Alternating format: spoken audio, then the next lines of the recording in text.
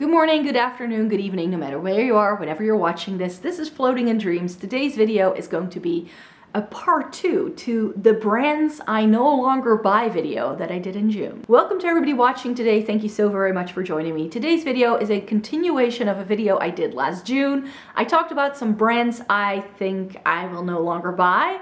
And in the comments, we had a bit of a conversation and you mentioned so many brands where I was like, how could I forget about that one? So I felt a part 2 was in place. I have 21 brands to chat about, so let's just get stuck in. But before we do that, hi, my name is Maaike. I live in the Netherlands. I like to come on here to chat about eyeshadow palettes, Esses and Catrice reviews, and getting the use out of my makeup. And because I have a fair skin with a cool to neutral undertone, I do myself a snow angel. So if you would like to join the Snow Angel Club, then definitely click subscribe down below. So yeah, 21 brands to chat about, which is a lot. Brand number 1 I have to mention here is NYX. It's not that I don't want to buy from NYX anymore. It's just that they have become quite difficult for me to buy from. NYX was actually one of the first like beauty influencer brands that I got myself involved with. It was only available online at the time and I had a bunch of their eyeshadow singles. And who remembers the blush and taupe? Who remembers that hype? And Angel, that was another one of like the cult like outstanding favorites that everybody was raving about back in the day when it was just beauty blogs and YouTube wasn't really a thing yet. Like NYX was the brand to buy, and I definitely had a couple of things there. And then they got some stores, like they became available in physical stores, and then they got their own NYX stores for a while as well. So at that time, they were super easy to get.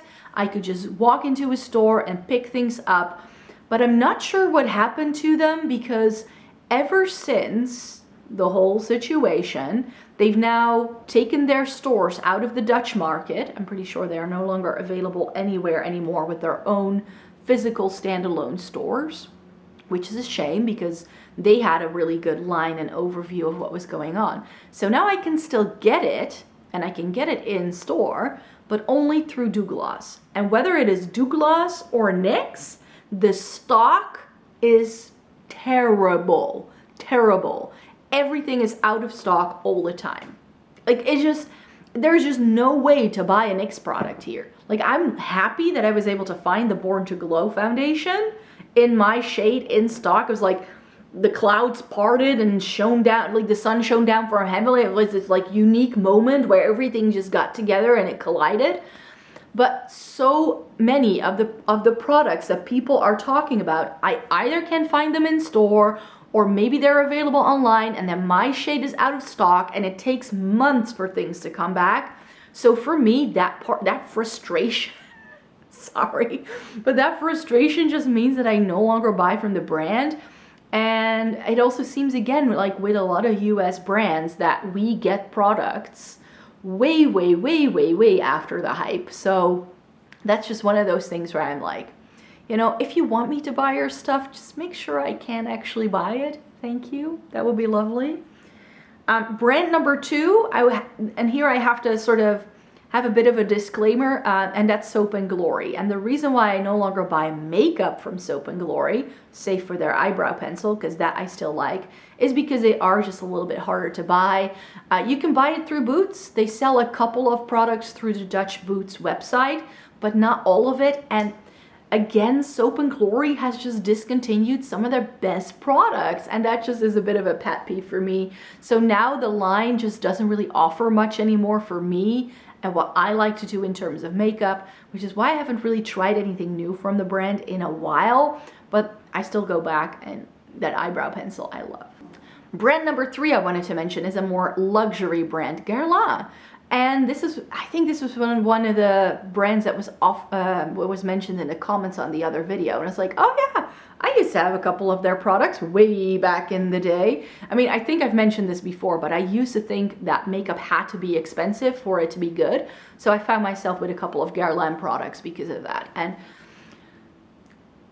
there was a moment where those media rights were like all the rage and everybody was trying their bronzers, which were always far too orange for me, like far too orange. So Guerlain just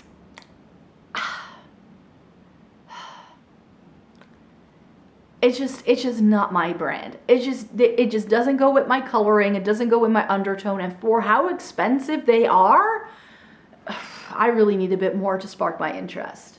I feel quite similarly actually about Collistar. There's actually a couple of people who've asked like, but Collistar is a European brand. Why don't you talk about that? Well, Collistar is very orange. I look at their display and it just looks like makeup that I haven't seen anybody else do since the 80s. It just doesn't excite me. And it's just wrong undertones, not my brands. Like, they used to do a couple of things that were a little bit hyped up, but I've just never been able to find anything in the line. Like, I just look at the display and go like, no. No, there's just nothing I have found there that I truly love. So I don't think it's a brand I've actually ever tried. Then another brand that's a more drugstore one is Collection. Collection, again, if you were around for early European beauty blogger raving, then you know, Lasting Perfection Concealer from Collection. Oh boy. And back when they were still Collection 2000, they were probably like the only nail polish brand I used. So Collection is a brand that again does some lovely things. I'm sure they're very affordable. They're UK based, so that makes it more difficult for me to get a hold of. But I saw them again when I was in Superdrug, and I was like, oh, Collection, you bring back memories. But I just have nostalgic feelings for this brand, and not so much that I'm like, oh, I really want to try what they have on offer. It just doesn't. Then a brand, is this brand still around? I don't know, but Makeup Store, and I believe they are a Swedish brand, and they used to have a standalone store in Amsterdam. And back in the day, I would go to Amsterdam to shop quite a lot. This was like before I started ordering things online. And I actually had a couple of their singles, and they were really, really lovely. And just because I was compiling this list, they like popped back into my memory. Like, what were some brands I used to use and love? And Makeup Store was one of them, and then they just suddenly disappeared and they were gone, and I don't know whatever happened to them. Are they still around? If you're in Sweden, does Makeup Store still exist? I don't know, but they were a good one.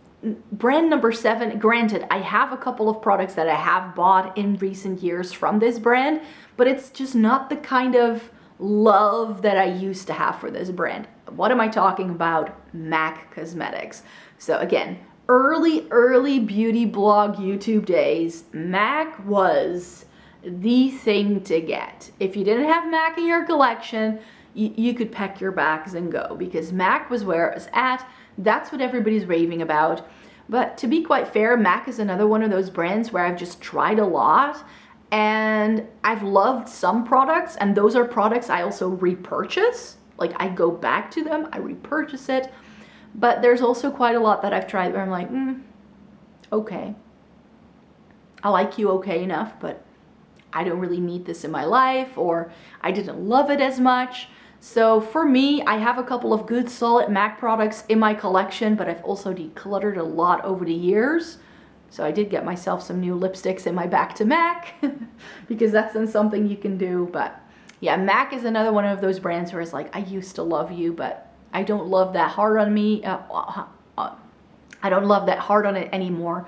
And I just think that, you know, when it comes to new things they're releasing, there's just not really anything really good out there. I just go back to my staples and repurchase those, but that's about it really. Number 8, the Balm, which again, personal pet peeve, they've just discontinued so many of the products that I love. It's like, if you look at the Balm's line right now and you look at it from like 5-6 years ago, there's just not a single product available anymore, save for like Bahama Mama, that they still do.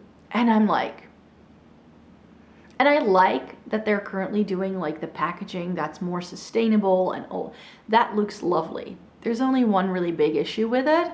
Their shade range has suffered for it, because they came out with a bronzer in just one shade. What's up with that? They used to do 3 or 4 shades in the Take Home the Bronze bronzer. They come up with a new bronzer and it's just one shade? Like, how is that a thing? Like, are we supposed to be doing more shades? Isn't that the trend? So with the Balm, I just feel that they're kind of missing the boat there. There are a couple of base products that have been around for a long time. They used to have some eyeshadow palettes that got quite a lot of hype, but also in terms of eyeshadow palettes, I haven't really seen much from the brand that I really, really love. So the Balm, I love them for their cheek products, and the ones I have in my collection, I hold very near and dear to my heart. I will never break that up, but they just haven't really replaced it with anything new and exciting that really gets people talking. They discontinue things, and then the thing they replace it with is actually lesser quality. There, I said it. Yeah. I feel that the Balm has gotten worse over time. So that's why I'm no longer interested in buying from them. And then a brand that sadly was only around for a hot minute, Flower Beauty. We could get it. I was super excited, but we didn't get the entire line. Story of my life. And now they seem to have just completely disappeared in the European market. I believe you can still get some products online in the UK, but over here where I live, it's just everything is gone. And yeah, again, something I would have to buy if I'm in the US, but Flower Beauty seems to only be available from Walmart. And Walmart is not a place I usually shop at when I'm in the US. I don't drive, so Walmarts are usually not that easy to reach unless you have a car. So that's why Flower Beauty is probably a brand that I will not be able to purchase anytime soon ever again. Another US-based brand that I got to try because I found some of their products in Rite Aid when I was in New York is Kokie. And save for the concealer I tried, I just wasn't greatly impressed with their products. I mean, it was okay. It was okay, but I think I'm just a little bit spoiled because Esses and Catrice do so many good things at the drugstore that I also just feel that if I then try other affordable brands, that sometimes I just go like, but if I go home and I pay less than this, then I get better quality from Esses and Catrice. So that's why Kokie is not a brand I think I will go back to. It was good to try them though. Then another US-based drugstore brand, Covergirl, which over here is sold as Max Factor. There's a lot of overlap in the lines in case you were wondering, but Max Factor is like the boring version of Covergirl, really. A lot of Covergirl products look really interesting, but it's just one of those brands where I found some really, really good things whenever I've tried things. I've loved them. And then by the time I go to the US again, those are discontinued and I can't buy them again. So that's a bit of a frustration, but the things I've tried from Covergirl that I don't like are also like instant declutters. So for me, it's very much a hit or miss brand, and Covergirl used to be hyped up a lot more, I feel. Maybe they just haven't really come out with anything that people are loving on. I don't know. Let me know how you feel about Covergirl. I don't know about that one. Then another brand that I used to be super interested in, but at the moment I'm like, Physicians Formula. I mean, there's a lot of US drugstore brands in here. I'm realizing that now, but Physicians Formula for years, super difficult to get. You could only get it from the US. I think I got the butter bronzer from like iHerb, which some people were asking me, is that a reliable website, you know? So for years you couldn't really get it readily available where I live, but now it seems to be popping up in some stores. There's actually some online retailers in the EU that are selling Physicians Formula, but now they only do the boring stuff. So it's like one of those things where you're like, back when there was hype and they had some traction, we couldn't get those products. And now that there's no hype, we can suddenly buy it readily available, which is a bit of a shame. But yeah, Physicians Formula, what I've tried, I've liked, but I think they're a bit expensive for the quality you get, which is why in terms of like a trade-off, this is not my favorite brand for sure. Pupa Milano is a brand that came up a lot as well. This is an Italian-based makeup brand, which again, I was able to try when I went to Italy a couple of years ago. So I've tried a few bits from them, but like with Physicians Formula, I feel they're very overpriced for what you get. If I were to go Italian makeup brand, I would go for Kiko, which I feel has a more solid, more rounded consistent quality. Again, with Pupa, I've only tried a handful of products, but I just felt that there was nothing really exciting in the line, and it was just a bit pricey for what they had on offer. Then another brand some people talked about in the comments on that video was Isadora. This is a brand I've actually seen. I believe it's sold also in Germany, if I'm not mistaken, so I've seen this. But this is just one of those brands that I look at and I'm like, yeah, it's makeup, but that's about as far as it goes. So to me, I'm terribly sorry if you love this brand, but to me, it just looks really boring. Really, really boring. So again, I'm just a little bit spoiled with SSA Catrice doing fun things all the time. And then I see these other European-based drugstore brands, and then I'm like, really? We're still doing 50 Shades of Brown and like 50 Shades of Nude lipstick. I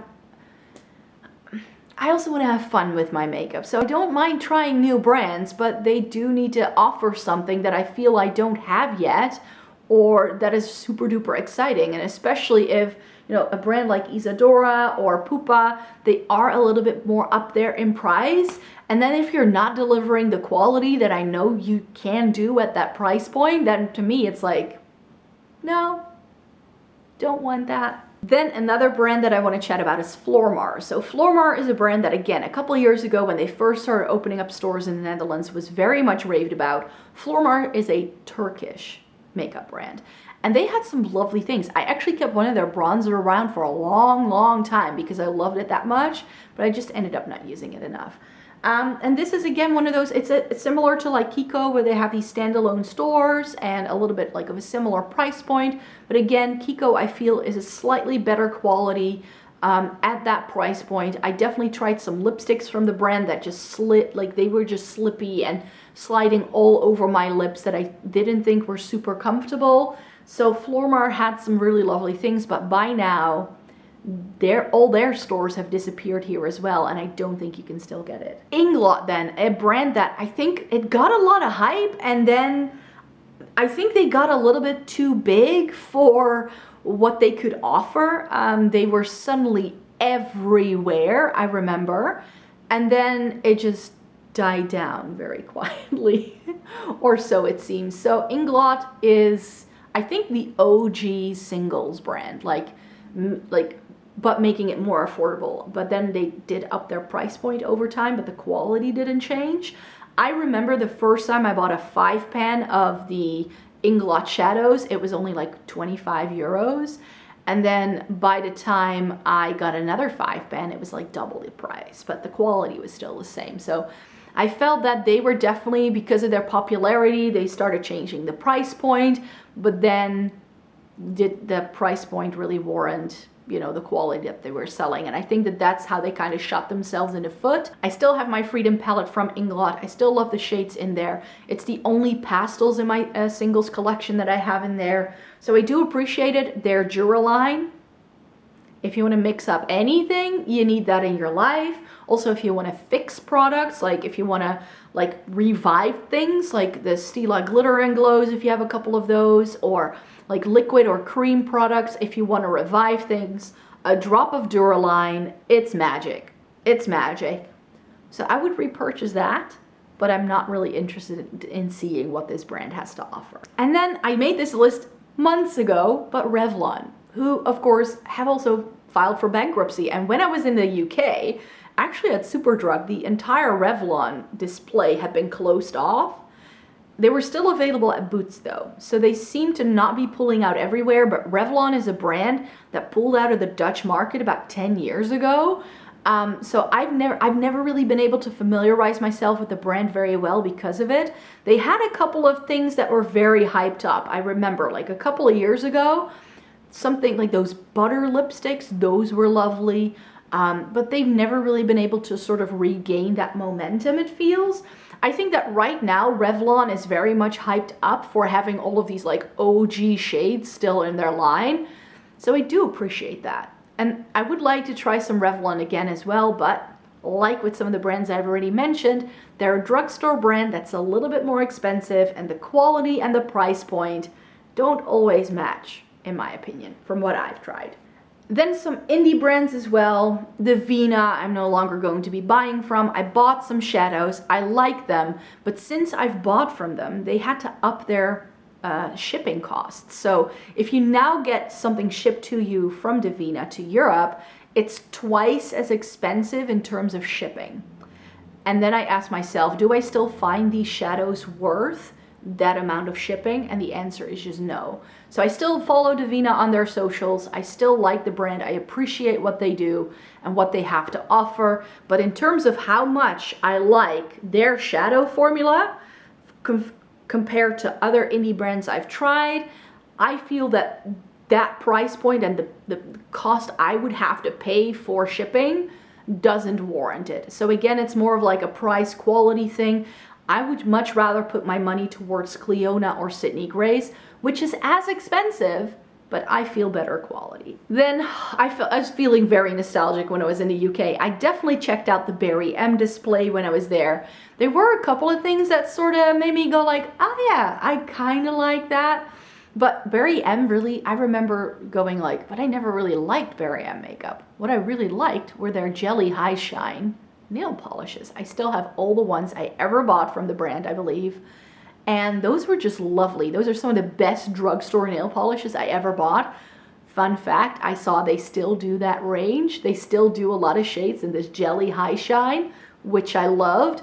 And maybe now that things are getting a bit more expensive, we see this like trend going back to nail polish again, because I remember that being a thing like 10 years ago when we had a recession, that everybody was all about the nail polish and the lipstick all of a sudden, because they're usually less expensive things to buy than like eyeshadow palettes or like foundations. So then you see trends rolling around that way. So I'm really curious to see if we see this influx of nail polish again. That could be lovely. But yeah, I mainly love Barry M for nail polish, and I haven't really done my nails in like 5 years. Like I sometimes throw on a polish, but I just use cuticle oil every night and try to keep them a little shorter, and that's about it. I don't know. I just haven't really been feeling the nail polish vibes, and that's because my main reason for using nail polish was because my nails would chip really easily. So not the nail polish would chip, my nails would actually chip because they had weakened from years of nail biting. And then when I stopped going to school, I stopped biting my nails, and then my nails were so weak that they needed like an extra layer, and just like those nail hardener things wasn't enough. So I always went in with a full manicure. But then after years of polishing my nails are now strong enough that I can wear them natural without them ripping and tearing and just chipping everywhere and just causing a lot of pain and drama. So that's why I've been wearing my nails bare for the most part, because my nails are now super strong and they don't need that anymore. Then a brand that I remember again from more like nail polish vibes than anything else, Gosh. A brand that's no longer for sale here. I remember when I was a teenager, Gosh was like super expensive. It was like at the drugstore, but they were a little bit expensive. I think they're Danish, if I'm not mistaken. And then all of a sudden, one day I walked into my local drugstore and poof, they were gone. So this is another one of those brands that has just not been around, but I still remember them from my nail polish days. I definitely do. I used to own some Gosh nail polishes and they were good. This was like I started off with nail polish, really. That's where the love for beauty got started when I was 12. I started buying with like the collection nail polish, and that's how I sort of dip my toes in, you could say. And then the final brand I wanted to mention here is Théâtre. That's how we would pronounce it. I'm not sure if that's how anyone would, I'm not even sure where this brand went, but theater makeup. And it had these like little like laugh now, cry now sort of masks from like theater kind of stuff. And they had a makeup display as well. Again, more expensive. Again, a brand that when I was a teenager, I just had like nail polishes from. So I'm not sure where they went. They just disappeared as well. Like Gosh, it was like poof, they were gone. And then I remember like Bourjois and things taking their place. So this is just one of those like really, really old brands. Maybe you bought it as well when you were like in the early 2000s or in the 90s when you were like buying makeup. These are some OG brands, you guys. So those I don't buy them because I can't buy them because they're no longer around. So thank you so very much for joining me today. I hope you enjoyed hearing my thoughts on some brands that I used to love, but that now I don't really buy from anymore, save from like some staple products, but whatever's new doesn't really excite me anymore. If you have any other brands, there are many more brands we could chat about, of course, but I also did a follow-up to the other video where I talk about brands that I am very interested in, so to have more of a positive vibe. So I'll link both of those videos down below. For now, just thank you so very much for being here today. Thumbs up the video if you liked it, subscribe to the channel if you'd like to see more by me. I make several videos a week, so if you'd like to stay tuned for more, for now, take care, and I hope you have a great day. Bye-bye.